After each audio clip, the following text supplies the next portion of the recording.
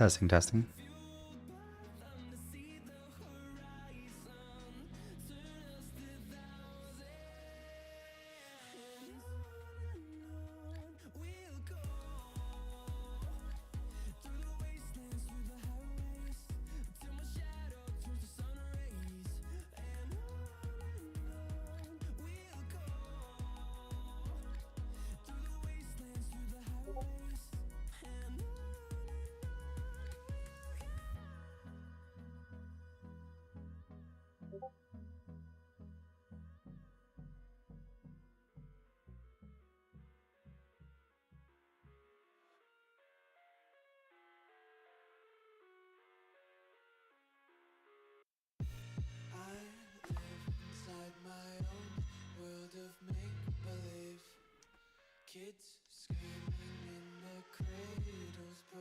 Testing, testing.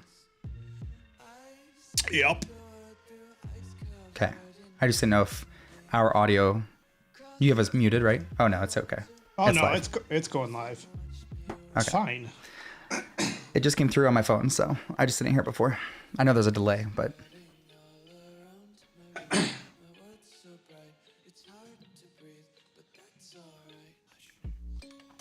all right. I think we're covered on all social media. Yep. Supposedly this is a copyright-free playlist, but It's all good. it's all right. We're not monetized anyway. Nope.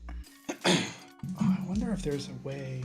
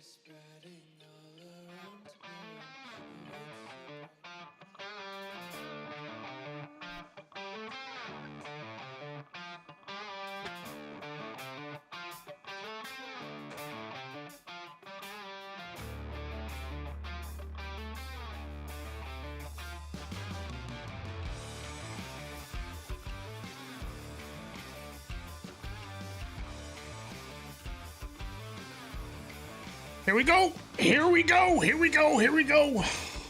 We're back. It's been a while. It's been a while. It's been a long time. But we're back. I'm not gonna have to look. When was our last one? Let me take a It look. was a while. It was a long, long while ago. I think it was like a year ago. Yeah, it was at least a year ago. But anyway, we're back though. Good evening, everybody. My name's JT. I'm here with my trusty compadre Cameron. And you are watching and listening to the Prep and Patriots podcast, where we discuss everything emergency preparedness, from the sun exploding and destroying everybody to somebody in Louisiana going and blowing something up. Yeah. Anything and everything. It's all fair game here. So if you're joining us on any of the social platforms, let us know. Let us know you're here. Say hi. We'll get them. We'll see them. And we do like this to be engaging. So if you guys have questions about any topics we're talking about, feel free to put them in the chat. We will see them. We will address them. The more engaging this is, the longer you get to hear us talk. So that's always fun. But in any case, Yeah. I'll bring this on down so we can get going here. So in any case, yeah. So it's been a while since we've been on, and lots of stuff has happened since our last podcast. Do you remember what our last topic was that we discussed? I can't even remember. That was episode 26 or something. 27. 27. I can't remember what we discussed on that. Pulling it up now just to see general. I don't know. It's been a while. I think at that time was probably, I think we were starting to get into med kits and stuff, what things to pack. which we're always happy to talk about. I know there was some comments that came through on like, well, what about like canned food goods? Those actually expire when they have the expiration dates and stuff like that. But we will literally talk about anything. Yeah, and we'll talk anything and everything. Why? Stop. The feedback. I don't want audio on that. Oh my gosh. Okay, in any case, so where was I going with that? I was going somewhere with that. But a lot has changed. So a lot has changed both with Cameron and me, both in our world. Lots of new things to talk about. Do you want to do like a quick recap of like things that have happened since then? I mean, in the last year, name some big topics. You got some little friends that run around your yard, right? Oh yeah. We got we got little friends. So we originally had 2 dogs and 1 cat, and now we have 3 cats and 3 dogs. We got a new German Shepherd puppy, which is currently being trained as the protection dog. And the 2 cats for the feathery items that you have in your yard, right? Yes. The chickens. For the chickens. But you know what? The crows have been keeping the hawks away. So I'm not too concerned about predators, because crows, I guess they crows and hawks, natural. They don't like each other. And I got to literally witness that. We recorded video of a hawk coming into this tree in our backyard, and like 2 crows just started dive bombing it until it left. So awesome. I'm like, okay, it's good. I don't have to worry about the hawks getting the chickens. So yeah, we added to the we added to the animal family. That's what we did.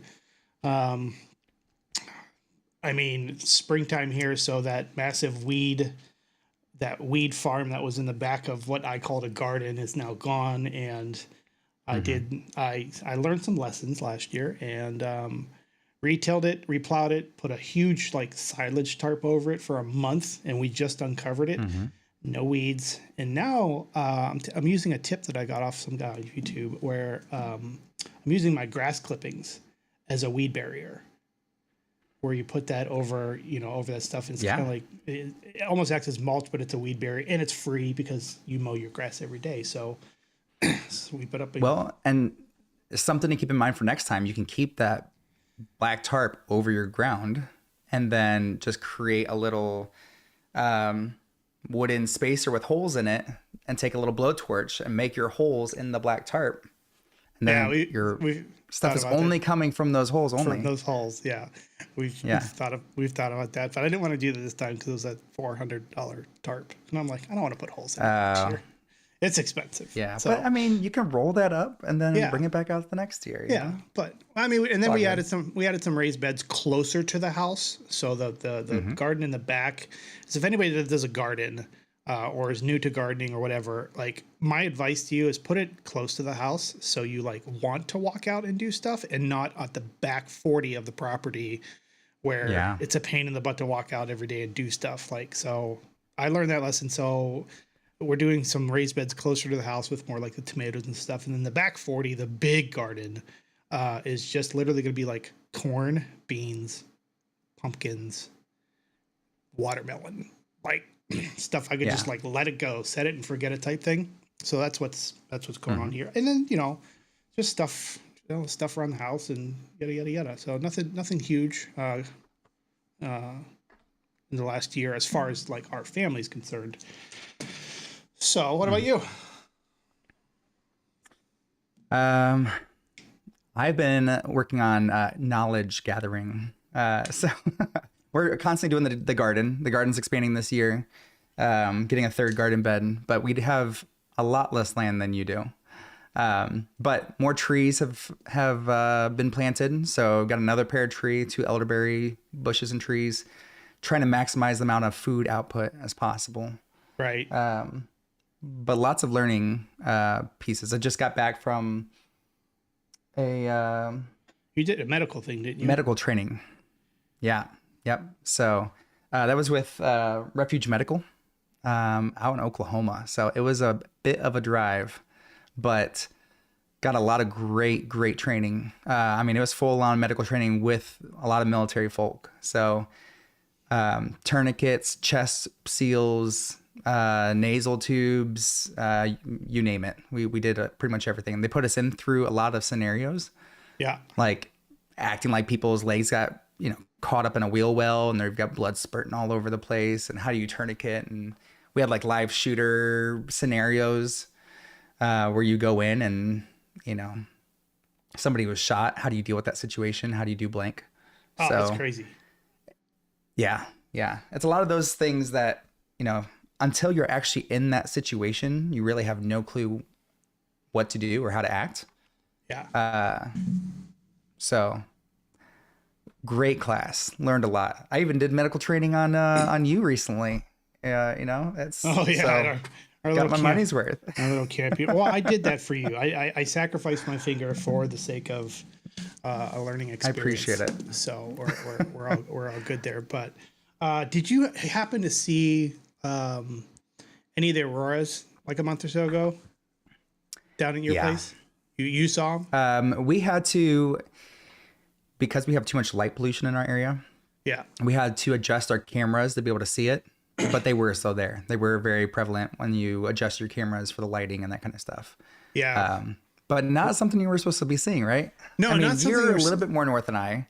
Yeah, so we same thing. I'm like right north of Milwaukee, so we have the same light pollution things. And it was cloudy those days, a couple of days, but like we have people that stay on the property a lot. We're part of an organization called Harvest Hosts, which basically we put our property out there for like full-time RVers. If they're passing through, they can come and stay on the property for a couple of days just to rest instead of having to pay for a campground or whatever. So they come here free, no big deal. It's just, it builds that community. I get to meet a lot of cool people. But the people who just left, talking to these guys, and she asked me the same thing. She's like, did you see the auroras up here? Because we were down in Florida and we saw them down there. I'm like, oh, okay. She's like, oh, so cool. First time ever. And I'm just thinking in my head, yeah, it's a cool thing to see. But do you understand the implications of that? Like why that they were so far south? And I didn't get into it with her because I just had a gut check because I don't think she would understand. But a lot of people are like, oh, it was so cool, the auroras, and they don't realize how bad that is. Like that we saw these auroras, and so people don't understand why they saw them. Yeah, and I know it got all the way down to, I believe, Florida. They could see it in Florida, northern part of Texas, stuff like that. So the fact that it reached that far from the poles where that was visible, not good. For people that don't know, that is a lot of solar activity, and I know you're going to go into that, but just So I could go into it. I didn't know if you wanted to go into it or not, but I mean, I can go into it. I just feel like I talk a lot. No, I know no, that go for it. You're coughing and all that. You're not your voices. Yeah. So for the last like 3 weeks, I've had some kind of cough, asthma, whatever going on. So I'm going to try to mute if I ever get like a feeling of it coming. So voice is getting a lot better, but yeah, still coughing like every like minute or two. But I've got my hot tea. I should be good to go.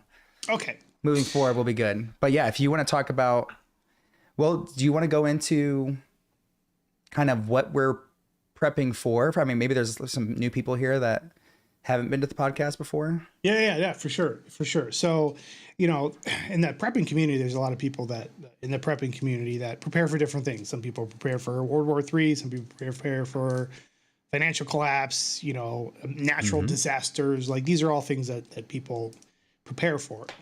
And then what kind of Cameron and I prepare for is for the sun to have a bad day. And I'll get into that. I'll get into that here in a minute. But like different levels of preparedness happen with different people. Like I said, some people prepare just they may live down south and they're prone to like really bad weather. So they may prepare a couple of days of food or a week or two of food, just, in case another Katrina happens in their area or something like that. Yeah. But or West Coast with earthquakes, or you've got hurricanes down on the southern and east coast. So lots of different like weather scenarios. Yeah. And then, weather scenarios are things you can't control. Obviously, nobody can control those. So you prepare for those. Some people prepare for like World War III, like a nuclear war. That's sort of in our control because, most of the time cooler heads prevail, but it's still possible that, obviously, wars do kick off. History is a big example of that.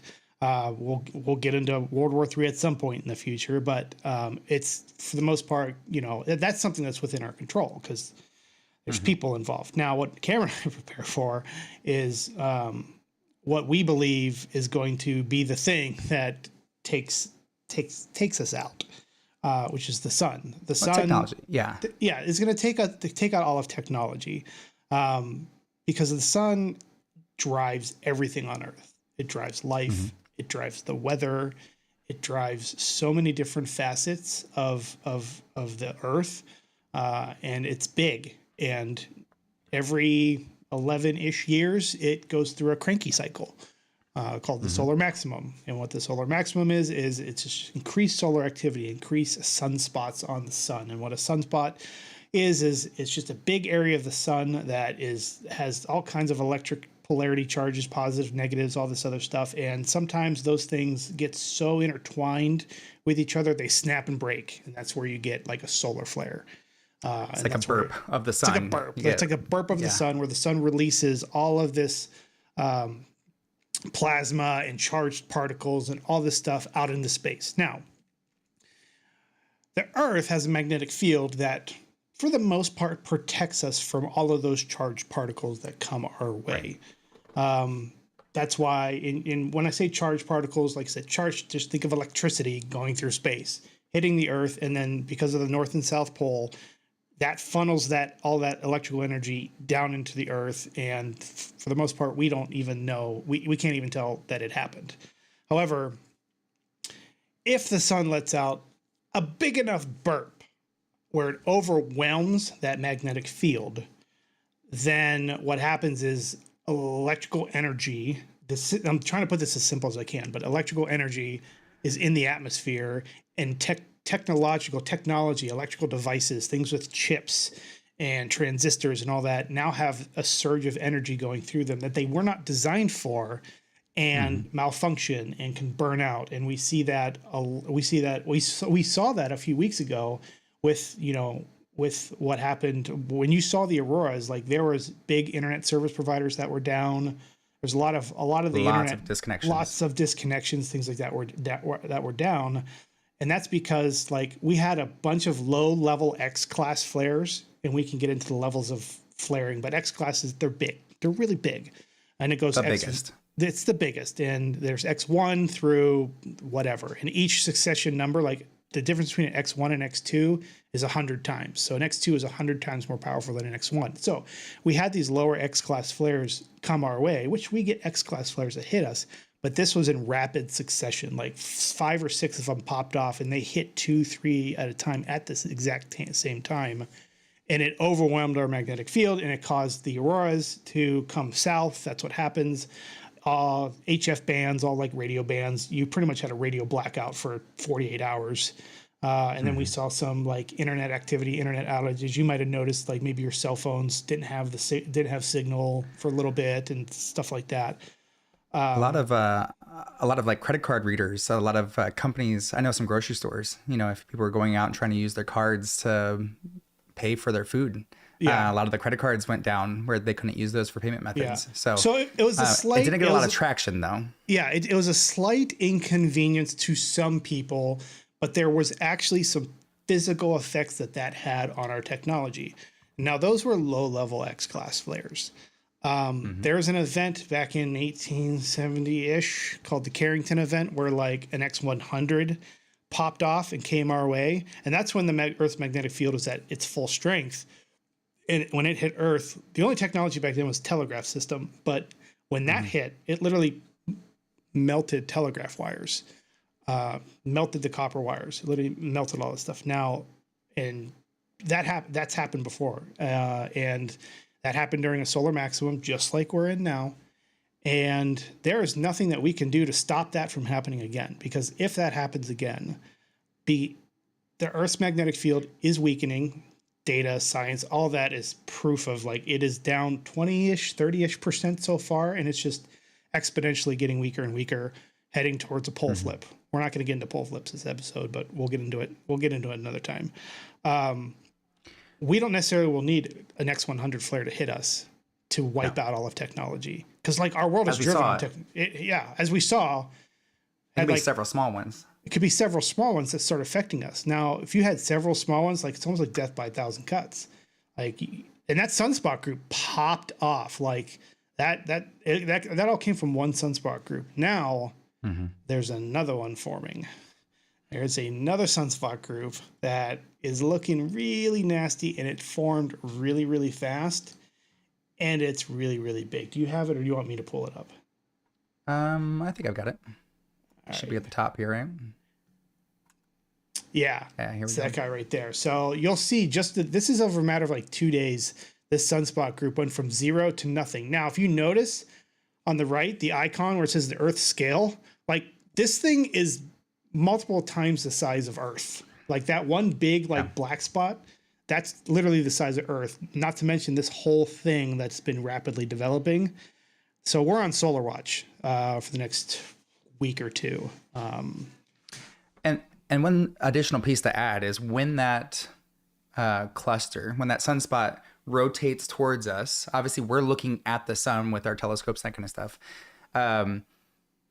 That's directed at us. So anytime you have, I can't remember what the radius is, there's a certain degree point at which we'll get affected by the oncoming plasma and solar flare and CME or coronal mass ejection.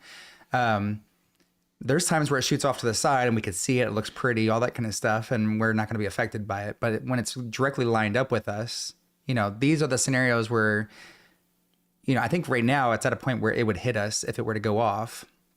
That's what JT and I look at. It's okay. We're in line with it right now. Keep an eye on your phone for alerts. There's a great app called, is it Space Weather Live? I think is what it's called. There's a couple of them. Yeah. That one seems to work best for me, or at least from what I could see. I get alerts right away. You don't even have to know a lot of details about CMEs and solar flares and that kind of stuff. Just know that if one goes off and it is large enough, it has the potential of taking out technology. That's just a simple way of thinking about it. Yeah. Same with, you could look at it from any kind of electrical scenario. I don't know if you've heard, but like nuclear bombs, a nuclear bomb doesn't actually have to go off on you. If it comes over, and it doesn't have to land on you, if it's detonated in the atmosphere, it will cause the same thing. It'll cause a burst of energy that our devices and wires can't handle, like JT was saying. And that's why there's devices out there that can handle that kind of surge. I'm blanking. EMP Shield, DEFCON. There's lots of different brands out there, and nobody knows truly would it actually be able to handle that scenario. From what you can see, it should be able to handle all that stuff, but you never know how fast it's coming or how big it is. But we now know multiple scenarios, whether it's an EMP that goes off, if there's a solar flare or coronal mass ejection that goes off, whatever the case may be. If technology were to go away, we live in a technological world. Everything revolves around technology. The water coming out of your sinks is powered by the water plants that pump the water to your homes. Toilet. Yeah. Your toilets that actually drain your, say you're wanting to cook something for dinner tonight. Oh, what do you want to have? Oh, let's do a roast. Okay. Do you know how to make a roast? Most people say, hey, Google, what do I do? Oh, don't listen to me. My phone's listening. How do I do blank? What's a recipe for that? Yeah. Our cars that we drive, our air conditioning units to stay cool, our heaters during the winter, our phones to communicate with our loved ones. Every single aspect of our life today revolves around technology. And so go ahead. I was going to say, and this is not crazy wonky conspiracy theory prepper talk. I mean, this stuff is science-based. It's backed. It's happened before. Yeah. And one more thing. Okay. We live in a technological world today, right? Hackers do just as much damage. And sometimes you see it on the news, sometimes you don't. a lot of times you're not going to see that kind of information on the news because do they want to cause a panic for people? No. It's that, Netflix series, Don't Look Up, or the Netflix series, you name it. There's so many that are coming out now that are showing all these, oh, I never thought about this. Oh, I never thought about that.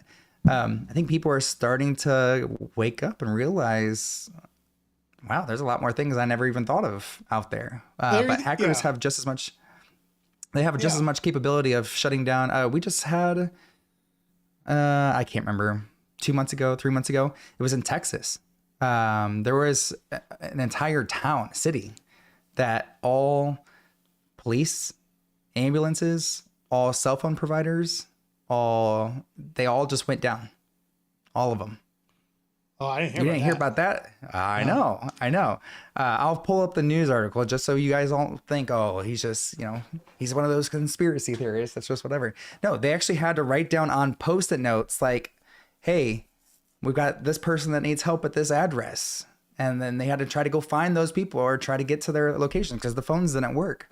So police were driving in, grabbing sticky notes because I think landline phones worked, but cell phones didn't work in that area. So there's a lot of stuff. Yeah, there's a lot of scenarios like that. But that's wild. Anywho. Yeah, people are just wanted to get. Go ahead. People are waking up. Yeah. A little bit more open to the idea. And you're right.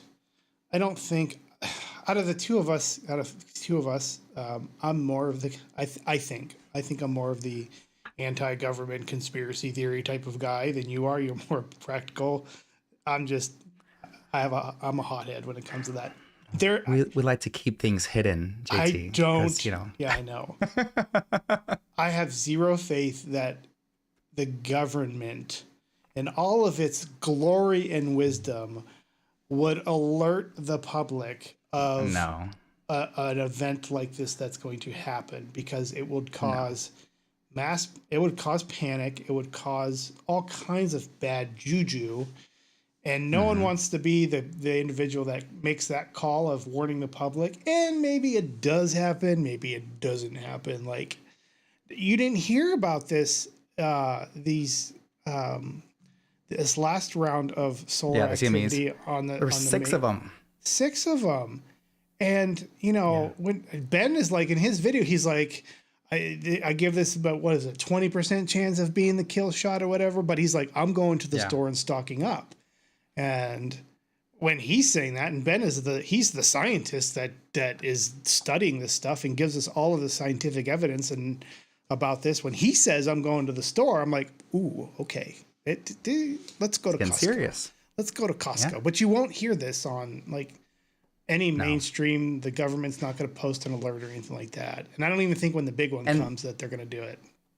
No, I don't think so either. And the media was just talking about, like, it was the day of. Like, we knew about it 2 days in advance, or a day and a half, something like that. We see the traffic, we get the alerts. There's a sunspot facing towards us. A CME just kicked off. Here's the speed that it's going at. Here's, but so by the time people know, like, I remember seeing it on some news outlets. I think CNN popped up and a few other ones were like, oh, we're going to see a spectacular array of auroras tonight. So if you are all the way down to possibly Florida, you'll be able to see these and it's gonna be beautiful and blah, blah, blah. And I'm like, oh my gosh, people don't realize there's a chance. And now it was only like 20%. Only 20% for possible all technology going away. That's a big percentage. So, the grand scheme of things, that's a big percentage. So, I mean, you lottery, like playing the lottery, you have less of a percentage than 20%. Like, if there was a guaranteed 20% chance every time I played the lottery I'd win, I'd be dumping every paycheck I have in the lottery. But so this sunspot group that we just we showed, this is turning in, it's growing in complexity. We're on Solar Watch now, so we typically when we're doing this stuff, we'll watch and see what this thing how this thing develops and how it grows, and we'll see what happens. But it's looking nasty. So we're gonna be watching that one. kind of a side topic, still related. I want to show some activity when we get these bursts of energies that come at us, that come to Earth. Our planet tries to absorb as much as it can, right? But there's times where our planet gathers too much energy and has to release it somehow. Now, I don't know if anybody knows this, but lightning can go the opposite direction. Google it. It can come from Earth. There's multiple scenarios of this happening, but these are recently. Okay, so here was a month ago of a scenario where this one's the slow motion one. But if we go back here, you can see the volcano is currently erupting. I don't want to show you. Let's see here.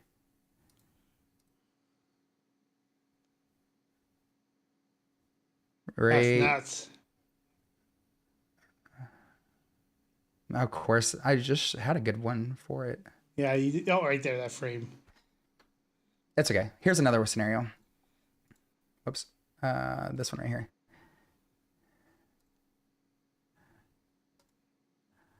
You can see it starts from the volcano and spreads out. Yeah. This is just Earth having too much power, and it's got to release it. It's got too much energy, and it's got to release that energy. And these are all really cool things to see. Like, that's cool. Like, that's stinking cool. But you have to understand, and a lot of people agree with me on this one when I talk to people that aren't aware or aren't educated on the sun. We start talking about the weather. Like, everybody can agree that the weather pattern's changing and all that stuff. And the lady I was just talking to the other day about this, she's like, oh, with global warming. And I'm like, in my head, I'm like, yeah, that could be part of it. But a lot of it's the sun. Like, because the sun drives our weather. Global warming has a small, if you believe in that stuff, but it does have a small impact on it. But it's the sun is the names driver so many times. Yeah, so I mean, you see it. All different forms of people that go on every side of, is it actually global warming or is it not global warming? So yeah, I don't think we're going to get into that because you get into the point where whose side are you on and what are your thoughts and what are your feelings? Oh, well, you guys aren't scientists and yada, yada, yada. Yeah. Yada. But I'm not going to get into the global warming talk, but I know that like there's been it has crazy changed weather. Names though multiple times over the many centuries that it's been discussed. Yeah, it has, but the weather is changing and the sun is the driving force of weather. And it's changing because Earth's weakening magnetic fields, and we're getting into a new cycle that we'll get into in other future episodes. Where, if you think technological Armageddon is bad, stay tuned for some more episodes where we get into the really bad stuff. Well, we'll save that for another one. But in any case, so yeah. So as an update, like we'll land this plane. Since last year, obviously the sun is, still fussy. We're technically not in peak maximum yet. I think it's October of next year is when it will finally start to stop and go back the other direction. So we've got another year. Well, that's just till peaks. We still got the backside of the hill. That stuff. I get that. I'm saying, a year from now until it stops escalating. Yeah. And it'll start going back down, but like you said, it's still going to be at its peak. So we probably have another 3 years at this point for it to start falling. And if people wonder, like, where do you guys get this 11-year cycle? Well, there's plenty of YouTube videos out there. There's plenty of Suspicious Observer. Ben's got lots of Suspicious Observer. But in essence, like, the sun rotates at different speeds. Like, the surface of the sun rotates at different speeds. Like, the equator rotates faster than the North and South Pole, so that creates a lot of like wacky magnetic fields, and they flip every 11 years. The sun's magnetic poles, North and South, flip. And when they start flipping is when you start seeing all these sunspots and all this maximum stuff happening. And then when that snap happens and the flip happens, we start going into a solar minimum. And then 11 years later, it starts back up again. And the Earth is starting to go through that same thing where the magnetic fields are starting to reverse. And that's causing the magnetic fields to weaken. And couple that with the sun going through a maximum cycle. It's just it's an equation for potential solar Yeah. kill shot, solar, the And technological Armageddon are things that we talk about. yeah. Yeah. And we can get more into the dark stuff, like you said, a lot Yeah. later. Yeah. Because I mean, we're not trying to scare anybody away. The whole point of our channel as the Prep and Patriots is to prepare everybody on a continual basis. Yeah. Our forefathers, they used to do preserving of their food. They used to do all these things that were normal everyday techniques to live life. And we've forgotten a lot of those techniques over the years and over the generations. So how to grow our own food, how to raise our own food, how to preserve our food, how to build buildings and, build Yeah. structures, garden, you name it. Every aspect has been kind of a loss. Over the generations, we've been losing more and more of Yeah. that. And I think probably my generation now at this point is starting to wake up like, man, those were much simpler times. We lost so much knowledge over the years that people are starting to pick up that knowledge again and start to go back to the old ways. So I mean, right now you've got people that are doing their sourdough era and they're, raising chickens and how to preserve their eggs in what a lime bath and all that kind of stuff. There's all sorts of things. So, And there's plenty of reasons to like go back to some of those that old knowledge of doing things. Like, even if you don't buy into all of this, solar flare garbage that we're spitting, even if you don't buy that, we know even with like our food too, like, and how the massive amount of like the chemicals amount of and chemicals and yeah. stuff that's used in our food. I mean, that's a given. That's not conspiracy. Like, people agree with that. I mean, the amount of chemicals What's in our the food channel I've been following? and groceries and things like that. Like, learning how to, grow your own vegetables at least, so you know what goes into them. Harvesting your own chickens if you're into that stuff, like doing meat birds and stuff. You know what you fed them, and there's no hormones or anything in that chicken, and and the taste of it is way different than store-bought chicken. Just different skills like that. Like, I think Cameron, from his perspective, is going on. He's kind of on this knowledge gain, whereas I'm not Yeah. there yet. I'm still in the like, So let me freeze dry as much food as I can. yeah, let me talk on that then. This is very relatable for anybody. And I'll throw out just a few examples that are pretty simple items. Okay. We're all dependent on these, right? Our phones. We use them for every aspect of our life. I mean, almost nobody goes to get a cell phone and doesn't get a smartphone for their cell phone plan. A majority of people have them, and we use them for our music. We use them for our maps, for navigation, to get from here to there. We use it for looking up recipes. We look at for calling people. We'll name a few of those examples. Just calling people, okay? I remember back when we were younger, I used to have everybody's phone numbers memorized. I could tell you my next door neighbor's phone number. I could tell you my Right. best friend's phone number. I could tell you grandpa and grandma's phone number, you name it, because we memorized them and we had dial phones and we had to, if you couldn't Phone remember it, books? oh, I've got the phone book, or I've got my little journal on people's numbers. Today, I know just my wife's number. I can't tell you anybody else's phone number. So Yeah. what do you do in that kind of scenario? If this thing goes out, and it doesn't even have to be a solar flare or an EMP or anything like that.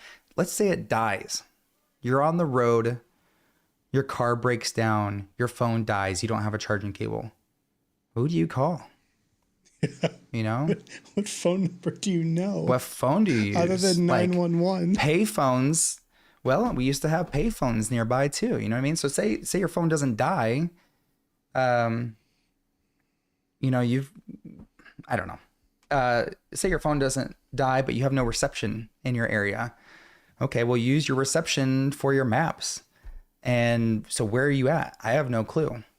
So having things like this where it's a road atlas and you Is that actually have a paper? map. Is that paper? It's paper.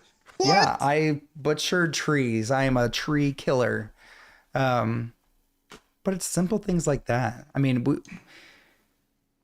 you can learn as much as you want. You could be, let's say you're one of those YouTubers that's just on there all day long. I'm going to learn every possible skill. Until you actually do it, you're not going to actually learn it.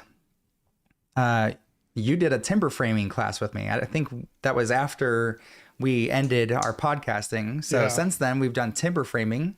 Oh, so where fun. that was a week long. Oh my gosh, it was amazing. And I can't wait to go back. I'm going back in September for stonemasonry. That's going to be a lot of fun too. Now, don't But get me timber wrong. framing. Yeah, but don't get me wrong. We did a week of timber framing, but you asked us to timber frame our house. No. No. I mean, you've got different techniques. You've got different locations, you know, snow versus no snow. Yeah. There's a lot of things, but the medical training that I did, I had med kits. I had the sutures and the tourniquets and that kind of stuff. When I went in there for the first day of medical training, they're like, okay, here's your tourniquet. Now go. And they're like throwing flashbangs and smoke. And they're like, put the tourniquet on. And you're like freaking out. You're like, oh my gosh. Did they go through that? Oh, yeah. That would have been. I walked into the building with a full-on machine gun pointed at my face. Everybody there is carrying. They're like, you're not allowed to take any weapons or guns into the facility. They're like, we have plenty to keep you protected. You are okay. You are safe here. But we had a lot of military guys there that were like, you know, I'm used to carrying every day, having this on me. They're like, I know this is stressful for some of you, but this is for our safety and for your safety and yada, yada. But yeah, they threw out flashbangs, put this tourniquet on your left arm, go, go, go. And they're counting down and they're like, okay, let's check your guys' pulses. And half of us were dead. You know, it doesn't matter. Like, oh, I watched YouTube videos, but I still did it wrong. You know, I didn't twist it. I thought I twisted it enough. But you pretty much twist it until it hurts. And then you twist it one more time until you're cursing obscenities. And that's when it's usually generally tight enough. Until you're actually in that scenario, you don't know how to act. You don't know how to react. So there's an order to everything. You know, what's the algorithm? Knowing that algorithm in the first place. M is for massive bleeding. A is for airway. R is for respiratory. That's the kind of stuff that you could watch it and you could take a test. But I find most people stop learning once they get out of college. You know, that's like, I don't have to do this anymore. I'll learn things when I need to learn things. Yeah. But outside of that, people aren't actively trying to learn new skills and stuff. A majority of people, I would say.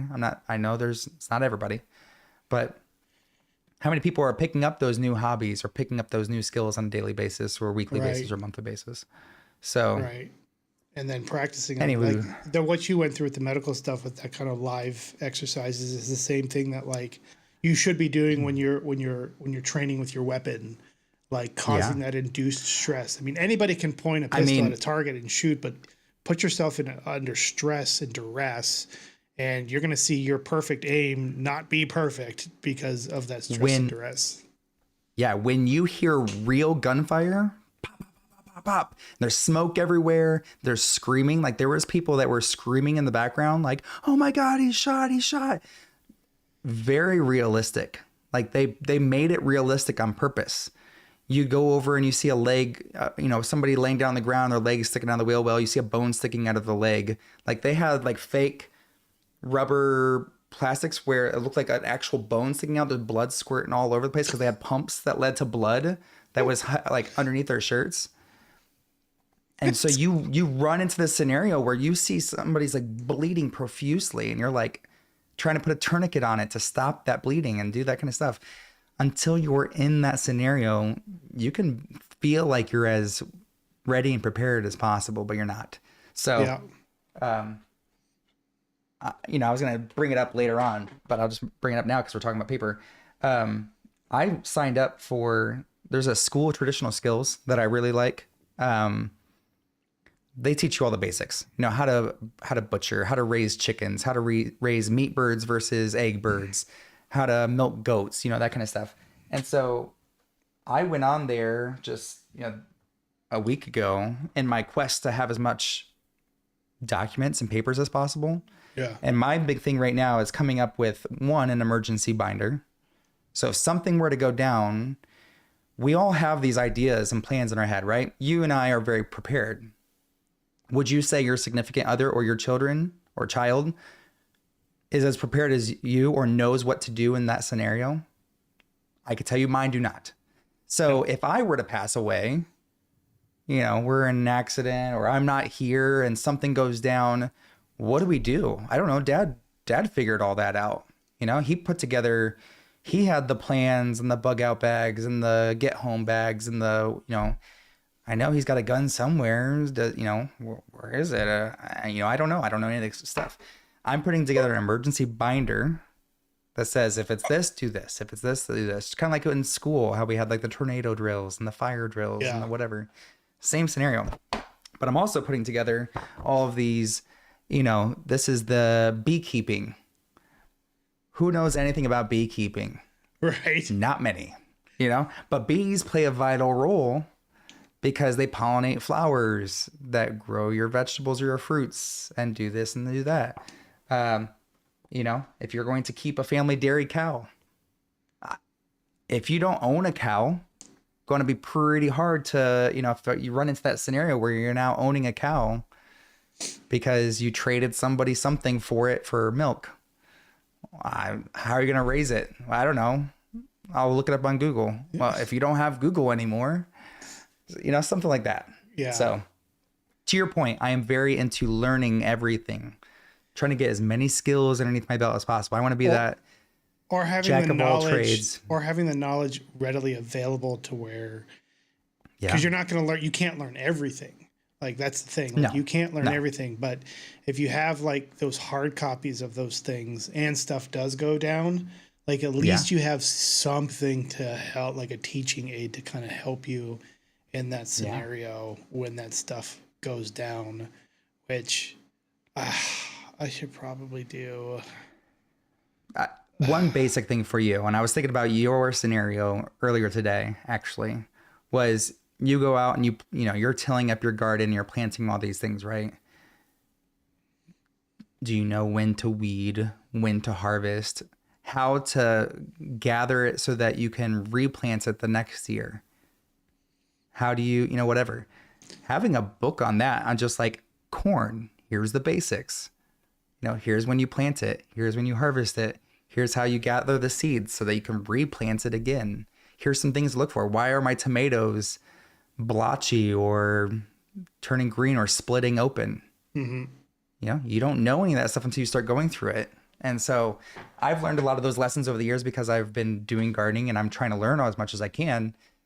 But if somebody's brand new starting off and, I got to do my victory garden now and I'm going to start planting tomatoes, but all my tomatoes are busting open and I don't know why.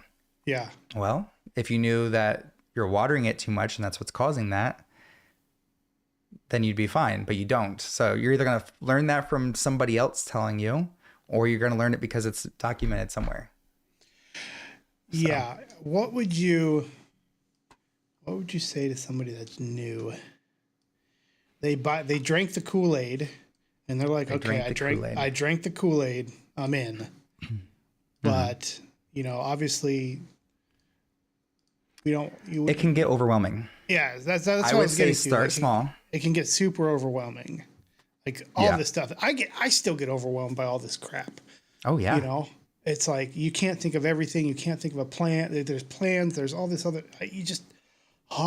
I'm overwhelmed right now just trying to talk about this junk. So like, how do you not get overwhelmed? Well, for the people listening, it takes time. So you and I have been doing this for a while. And yes, to your point, I still don't feel prepared. There's things where like, we know solar flares and CMEs and EMPs, they're all very possible items. I still don't have electrical protection or electrical hardening on any of my stuff. I've got a Faraday bag that doesn't encapsulate my solar generator or whatever. So there's still things that I need to do. You just got to start small. So start with something basic like a get home bag, something for your vehicle. Okay. There's plenty of scenarios where, say you have kids and they just peed themselves or puked all over the place or whatever. Having a spare change of clothes in your car, just in the back, in the trunk or something like that, in a bag. Yeah. Okay. You're stuck on the highway because there's a 20 car pile up. You're not in it. You're safe. You're okay. But there's no way for you to get out. You got a barrier in the middle on your left, and you got a car surrounding you to your right. You can't get out of that scenario. And that's okay. So that's happened to us. That happened to us a few years ago. We were on our way. We lived in Michigan. We lived in a state traveling to another state, right? There was a car accident. Somebody died, and it's literally stopped traffic for 4.5 hours. Mm-hmm. And we were wanting to stop for gas and resupply like our drinks, but we were completely out. We had no drinks, no nothing. And it's like, if I'd had a scary situation. Yeah. And that's it was only 3.5, 4 hours, but like having that bag with me, I was able to go pull out some of the backup water. Addison got hungry because she was like 4 at the time. So I pulled out some backup food that I had in there, and we were okay. But it wasn't an emergency scenario, but it was just a small scenario to where we were stuck somewhere we didn't intend to be stuck, and we were thirsty and hungry, and we were able to eat and drink just because we had a backup. We had that get home bag, and we had some other things like going on, and it was super hot that day, and but that's a reason to even have something in your car or truck. Yeah. For those unforeseen things that happen. Exactly. And that's what we try to, whether it's this podcast or it's just through work or it's through whatever, we're always trying to push emergency preparedness. It doesn't have to be those doomsday scenarios. I would not be one of the people on Doomsday Preppers TV show from back in the day. Those guys are so great, way into it. Like they've moved away to a different location, and they have, semi trailers wrapped around in a circle, and they're filtering out their poop for gas, and they're, whatever the case, they go all out. That was a great show. We're not that way. I need to bring it was. That back. I liked it. But I got some great ideas from that show. Yes. I've taken some of those. Not all of them, but there are some really good ideas from there. But we view it as emergency preparedness. Let's talk about certain scenarios like a car getting, just like you said, getting stuck in traffic for 4 hours. And there's been plenty of those scenarios. Look it up on Google. There's ice storms where people are sliding all over the ice and big old pile up. And how do you stay warm? How do you stay? Yeah. Because, if your car does end up partially in the accident and now the battery doesn't work, how do you stay warm in that kind of scenario? How do you have extra clothes? Do you have food? Do you have water?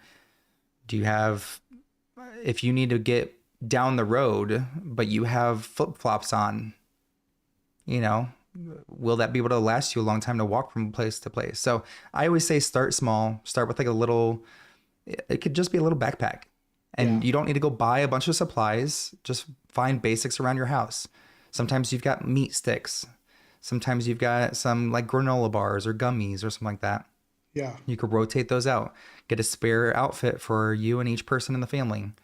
And start collecting things over time. You and I didn't get where we're at today by just going out and, buying everything on the credit cards. Yeah. And just stocking up like some people do. Some people get very afraid and just, I'm going to go out to, what's some of the freeze-dried suppliers, Patriots? Patriot Supply and stuff like that. And they'll buy like, I just bought 6 months worth of food, like they're all freeze-dried food. For a family of 4 that costs you $2,500 because it's like $800 a person. And they don't realize that you could have bought a freeze dryer for that. Yeah. that amount of money. But you don't know what food you're getting, So you're like, this says it's enough food to feed me for 6 months.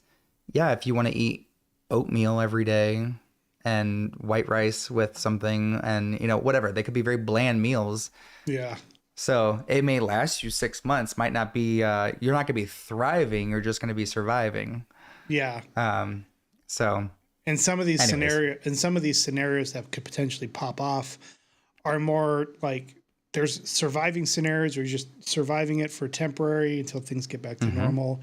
And then there's this is going to Long-term be long survival. term. This is long term survival. So if you're starting out, I wouldn't even say don't think of long term yet. But one of the things I would add, and as far as like, okay, yeah, get yourself a good get home bag with some stuff in it. There's plenty of guides and top 10 things to put in your get home bag. Oh, You don't have to go buy. And ask us. Yeah, I mean, ask if you're us. listening to this podcast, we will be happy to give you a list of things to put in there, like basic stuff. I remember it was my brother-in-law. He's the one that he's getting into this stuff, and he sent me a link to this water filter because he wanted to filter water and stuff, and it was like literally a mug like this big, and it was $100, and I'm like, bro, don't buy that. Don't get trapped and sucked into these like really expensive. Like a water filter is a water filter is a water filter. Like they're all pretty much made the same as far as those smaller ones go. You can go get a life straw, life pump. You can get all kinds for like under like $20. A Sawyer, stuff like that. So and it's when you start getting into it that you start realizing, you're gonna buy stuff and you're gonna think, oh, this is really good, and then you're gonna get like a month, 3 months, 6 months, a year later, and you're gonna be like, oh, this isn't as good as I thought it was. And you're going to find the next product and the next product and the next product. I was all about life straws when I first got into it. I was like, oh, I could filter everything out of this water. Then you find out, well, it doesn't really filter everything out of the water. And then you start like packing your bag and you're like, wow, this is actually a much larger object than I thought it was going to be. So every time I got to pack this, it's taking up a lot of space. And then you find Sawyer. And you're like, oh, Sawyers are only like this big compared to that big. Life straw, which is that big. So then you're like, okay, this saves me a lot more space, so I can get more items in my bag and I could do blank, blank, blank. And then you start getting into weights and then you start getting into this. So you're always going to be expanding. And so that's why we always say just start off with something simple. Yeah. If you're interested in medical, start off with a little boo-boo bag, just the boo-boo bundle. I need Band-Aids. I need some Neosporin. I need some, you don't need sewing needles and thread and, scissors and quick clot bandages and all that kind of stuff. You don't need to go above and beyond. You can start with something small and then add, now I'm going to add quick clot so that if they're profusely bleeding somehow, you're going to stop it real fast. Stuff like that. And the other thing I would add outside of the bag that because those bags are quick, easy, and cheap to do just a quick get home bag. I'm not really big into the 3-day and bug out bags just because that's not, we have them, but I'm not huge into like building those out. But I would also say like to start your preparedness journey, first is focus on a pantry, food and water. So like every time you go to Walmart and buy a couple cans of corn or vegetables, buy a couple extra cans of corn or, and then start stocking them on a shelf.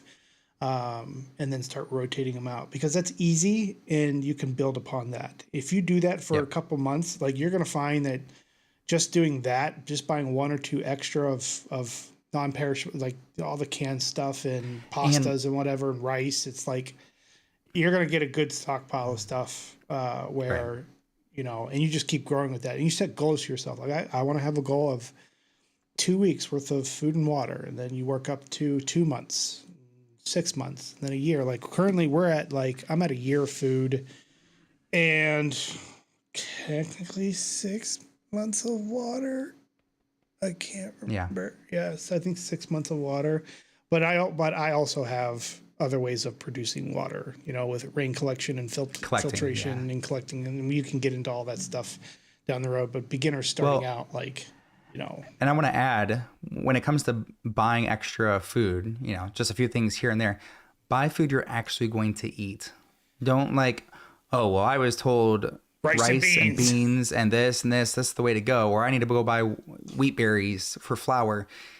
If you're not making bread every day or weekly or monthly, like it's just going to sit there. So you got to keep that in mind. Are you going to put it in a bucket with Mylar and oxygen absorbers for some day when you may need it? You got to actually use the stuff. So and then when you need it, you're going to be miserable because you don't eat it. Yeah. Like I've never eaten. I don't like beans in general. Oh, And so I've got black beans and pinto beans and whatever. But I never grew up with it. But doesn't mean I'm not eating it. I'm still trying to get used to it and like it and whatever. So now I do black beans, and now I do pinto beans, and now I do whatever. I can do it on small scale. And I'm sure I'm starting to find more recipes like bean and ham soup and, stuff like that. It's like, oh, this is actually pretty good. It's how it's prepared. But I got into the trap of buying all these things, and I was like, oh, one, you find out some things don't last long. Yeah. The other thing is some things I don't eat that often, and then they went bad or whatever. Yeah, so, you haven't had my apocalypse chili. I have. Oh, have you? Timber framing. Yeah, you had your. Oh yeah, you served me up some of your apocalypse chili, and I was like, damn, that's some really good chili. I've added to another point. Cooking, gotta know like how to cook. So. A majority of our nation doesn't actually know how to cook. If it's not a restaurant or a boxed meal or whatever. Hello Fresh, yeah. People don't know what to do. So start small, work your way up. That's all it is. And to me, that means growing your knowledge, right? Yeah. It's trying to get a little bit better each day, learning something. One thing I did want to bring up as we were talking about technology and going out, that kind of stuff. Really, really, really good series book that I listened to on my long drive down to Oklahoma is 1 Second After by William R. Forstchen. 1 Second After. I highly encourage everybody, even if you don't like reading, you can listen to it, whatever. But 1 Second After goes through, it's a small North Carolina town, and a man struggles to save his family after America loses a war that will send them back to the Dark Ages. Spoiler alert, an EMP goes off. Okay. But he goes through all the scenarios. It's written by ex-Navy or ex-military of some sort. I'm pretty sure he's in the Navy. But he talks about how he's presented to our government how we are weakest when it comes to everything electrical. If our grid goes down, we are screwed. And he's been trying to force hardening of our electrical grid. And every year we pump all this money into our nation. We pay our taxes and we do this and do that. And every year it just keeps on, no, we don't need to do that. And so he's saying our biggest threat today as a nation is if an EMP goes off. Side note, doesn't need to be an EMP. It could be a solar flare or coronal mass ejection. But or hacking or whatever. There's lots of scenarios that can trigger some kind of electro issue. But just listen to that book and he goes through all these scenarios of like, oh, I didn't think about food, or I didn't think about medications, or I didn't think about the way people act when they're starving and the way people do whatever, or what kind of. He goes through every scenario, but it's a good story about a man and his 2 daughters and his mother-in-law because his wife passed away. Not ruining anything. It's just those are the characters. So I'm trying to get my family members to listen to it because it's an eye opener. And I mean, I cried like 2 or 3 times during listening to it, which I never cry. But like. Something like triggered me to when I was listening to that. I was like, oh my gosh, like this is so real. But anyways, highly recommend. If you haven't listened to it, there's a whole series, by the way. So there's 1 Second After, and then 1 year after. 1 year, 1 year after, and then after that, you've got the final day. 5 years after. 5 year after. And the final day. There's several books in the series, and so I'm getting them all. I just bought the next one, so I'm going to be listening to that one next. I have 10 credits on Audible. Well, there you go. I helped you use your credits up. The final day. Let's go. Hit go. Buy for 1 credit. But you're going to listen to that and you're going to be like, wow, eye opener. I mean, I just want like my mother-in-law and my parents, even my wife. Just you can hear me talk every day about like, oh, we need to prepare water, and oh, we need to prepare this. Just listen to a story of like, here is a scenario and what they had to go through. anyways, Yeah, just wanted that's to bring good. that up. No, that's good. I'll definitely look into that and start listening to that. Because that brings some fresh perspective on different Oh yeah. scenarios. Because like we talk about, like one of the things that I struggle with sometimes, and because we're so focused on the sun and solar flares and stuff like that, and another side of the preparedness is, you know, with current events, you know, you have your weather stuff, but like we're coming into a season very quickly where, and I don't want to get into the nuts and bolts of this topic. I just kind of going to briefly relate to it, but we're coming into a season in our country where we're already divided, and we're about to be even more divided with Oh yeah. politically what's coming up with the election, what just happened with Trump and getting convicted. You know, that whether you think that trial was a sham or not, wherever your views on that are, but that's creating more division. And then, you know, you're going to hear now that he was convicted, you know, that's all you're going to hear is, the Democrats are going to be like, oh, the felony, this felony. But if he gets elected, like somebody Yeah. who, no matter who gets elected, whether it's Trump or if Biden bows out and whoever gets elected, there's going to be unrest. Chaos. There's Yeah. going to be some unrest. Now, the level of unrest, we don't know, but you can, look what happened the last election. Like people stormed the Capitol for crying out loud. What do you think could happen this? Like, we don't know, but how can you potentially prepare for the outcome where there's civil unrest and there's Right. certain things? Because, you know, if you think like, oh, it can't happen in my town. Well, remember a couple of years ago, that riot that happened in Kenosha? You remember Kenosha, Wisconsin, where we knew a guy named Kyle shot somebody We in had self-defense. In It's my like own town, Kenosha downtown. is just this small town in northern Wisconsin. Like, so Yeah. if your thing is like, oh, it will never happen in my town. Well, it happened in Kenosha. And that's like, who's heard of Kenosha before a couple of years ago with Kyle Rittenhouse? And that Yeah. was because of the unrest and all that stuff. I think that was because of George Floyd. I can't remember if that was a George Floyd thing or if that was an election I don't. thing. I think it was just all brought into to pile it all together. I don't think it was Yeah. actually So related to like that. we have But- these things that potentially can cause unrest, but that's something you can prepare for, is that unrest, whether that, you know, and how to do that. Because, and I'm not just saying buy guns. Obviously that's a way you can prepare. protection You know, of any sort. the pew whether pew it's- life. Yeah. I mean, it But- could be like bulletproof vests. It could be gas masks. It could be just a taser or something like that. Like how to protect yourself, how to Right. protect your family, how to not be in those scenarios or how to get out of those scenarios. But if you It could like, be- even going beyond the firearms thing, Yeah. if you don't want to leave your house, but you don't have the supplies to stay in your house for a few weeks just to kind of chill until things calm down, and you're forced Yeah. to go out into that just because you need supplies, that's another reason to like just have 2 weeks or a month's worth of food and water in your house. I can tell you it has been a game changer since we started preparing in that mindset and that way of we have our short-term pantry, we Yeah. have our mid-term pantry, and we have a long-term pantry. It's nice to go shopping in the down basement. in my basement for my, my midterm stuff where I Yeah. keep, 15 boxes of noodles of, spaghetti noodles. So when Yeah. we run out in our pantry, okay, I'll just go downstairs and go buy more. And then at that point, you're just restocking your common items in your midterm or your long-term pantry. It is Yeah. so nice to not have to be like, crap, I'm out of food again. I got to go to the store. Yeah, I like rarely that- have a scenario where I'm like, I got to go to the store to go buy food. We go Yeah. like once a month just to restock, basically. restock.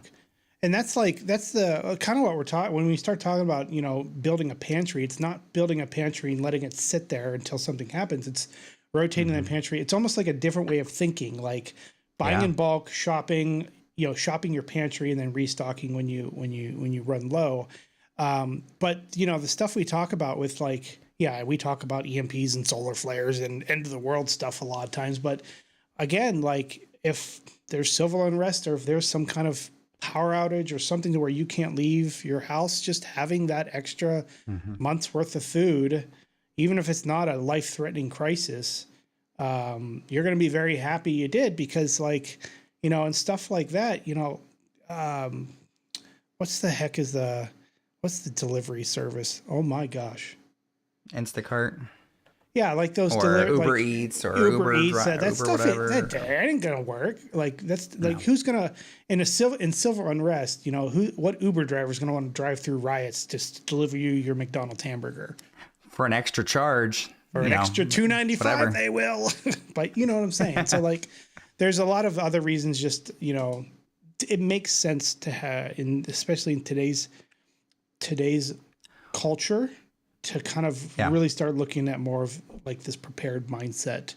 Even if you don't buy into you can look at it from a financial perspective too. Sure. Inflation is a real thing. Shrinkflation is another real thing. The costs of goods just keep on going up. Best time to buy was yesterday. So you could get your canned goods now.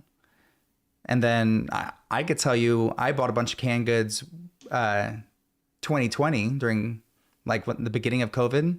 Yeah. And then the prices doubled and tripled and quadrupled for some of the vegetables and fruits and that kind of stuff. And I'm like, man, I'm really good. I bought some of my stuff early and now I'm just cycling through it. So you could always plan it as part of your budget. Like, yeah, I get a few extra items for my whatever shopping trips. And here's my budget for that stuff. And then that way you are helping yourself financially later on. Same with, I know when people start getting into prepping their midterm pantry, that they start thinking of other ways like, what other things can I do to save money and budget and buy ahead of time and that kind of stuff. And then some people start getting into buying a cow or a half cow, quarter cow, whatever. Yeah, start getting into pig. We started getting into chickens. Now at that level. Yeah, we're now at that level where we're like, we're buying a whole hog every year and half a cow. There's only 3 of us, but I might actually go and do the whole cow now because I'm freeze drying so much. Like the freeze dryer still has not stopped. Like it's got cabbage, it's got pork and cabbage soup in there now that is freeze drying right now. Pork and cabbage. Yeah, it's like a pork cabbage with a broth and vegetables, and it's real hearty.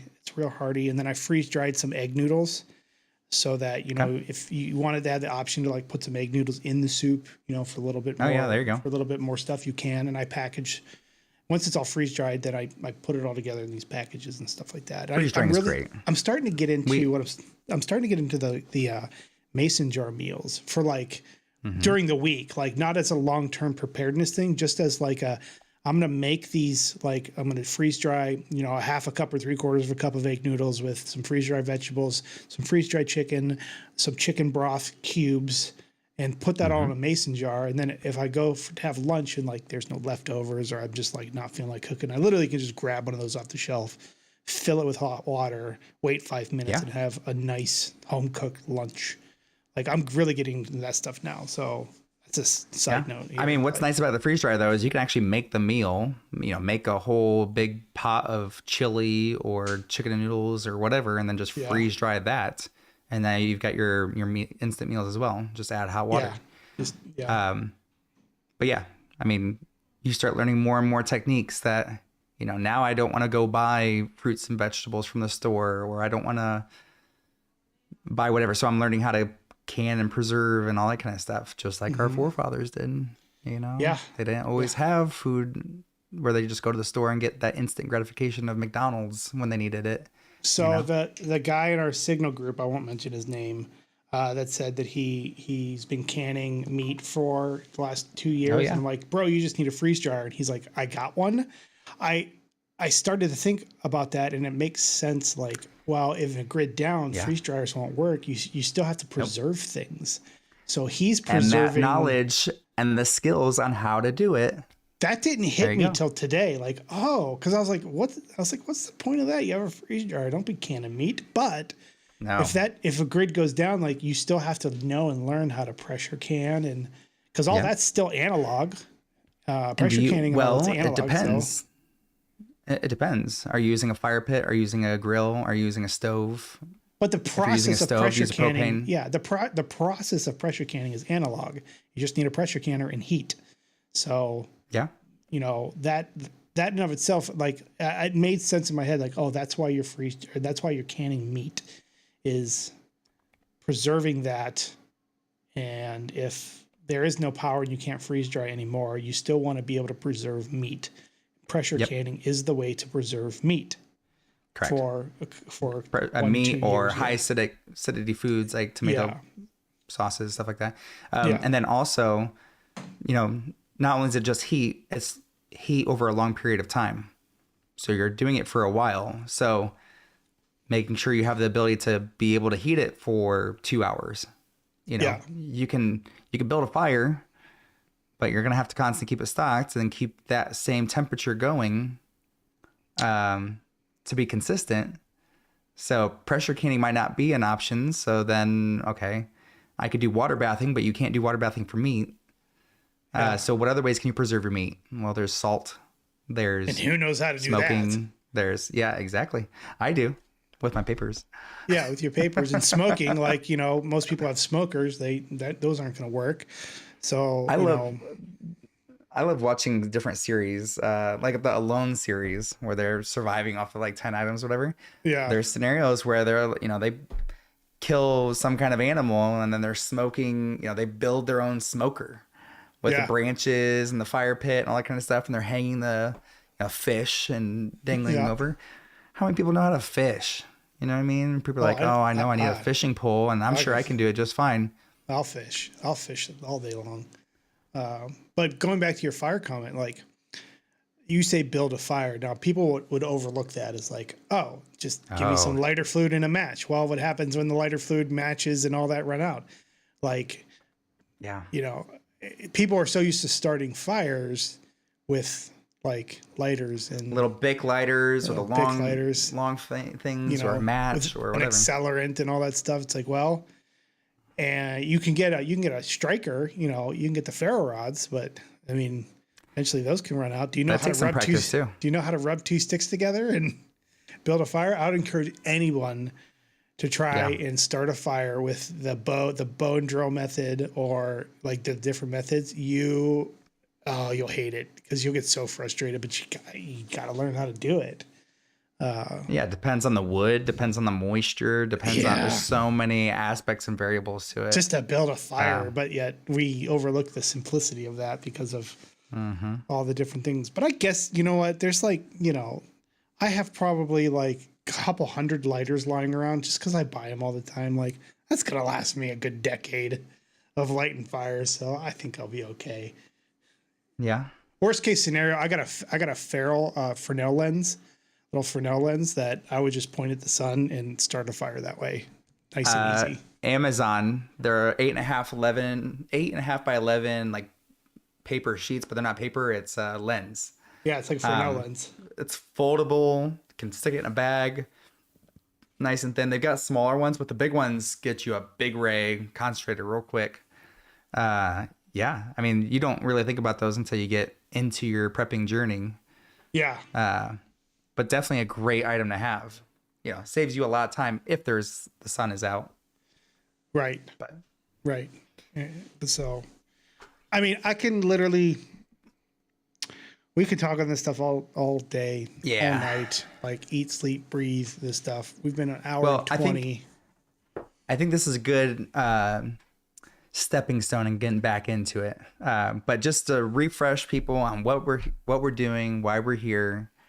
There's always topics that we can bring up and talk about, but for the people that haven't been to the podcast, welcome, and we're happy you're here. Can't wait to teach you more things and get you more involved in the emergency preparedness. So, oh yes, what is that?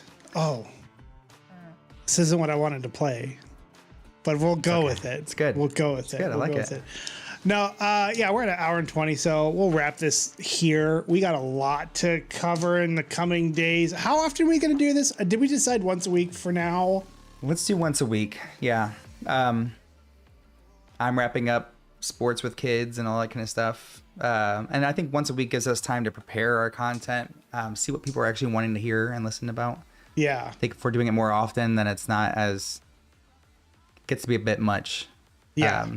I think we need to be consistent first, which, coming back after a year, we can definitely see that's something we need to work on, is being more consistent. Yeah, for sure. Well, with that, thanks everybody.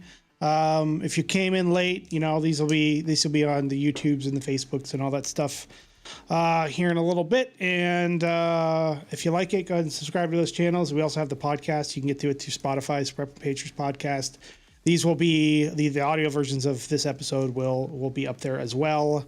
Give me a day to do that because I got to get in the groove. I got to get back in the groove of like getting these things mixed down. And we're gonna go over a list so that I can help with this stuff too, because he's the mastermind on all the production stuff. So I gotta get learning. One more skill I gotta learn. One more skill you got to learn for the apocalypse. But yep. All right, everybody, have a good evening. We'll see you next week. And it's been fun. So we'll see you guys. Have a good one. See ya.